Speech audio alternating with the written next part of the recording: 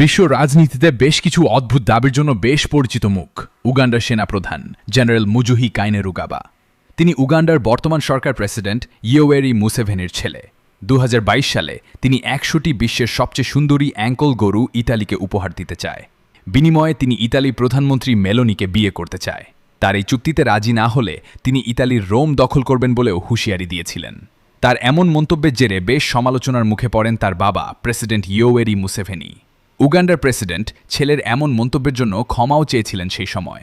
তবে এবার ইতালি নয়, এবার তুরস্কের কাছে অদ্ভুত এক দাবি করে বসলেন উগান্ডার সেনাপ্রধান মুহুজি কাইনেরুগাবা।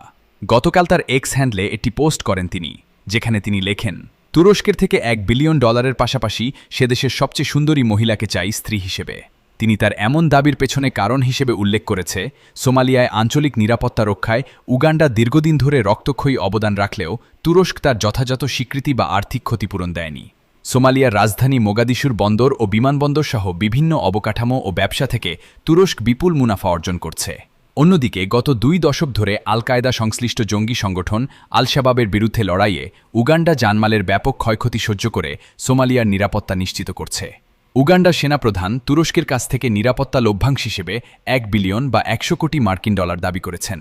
একই সঙ্গে তিনি তুরস্কের সবচেয়ে সুন্দরী নারীকে বিয়ের জন্য তার হাতে তুলে দেওয়ার বিতর্কিত দাবি জানান।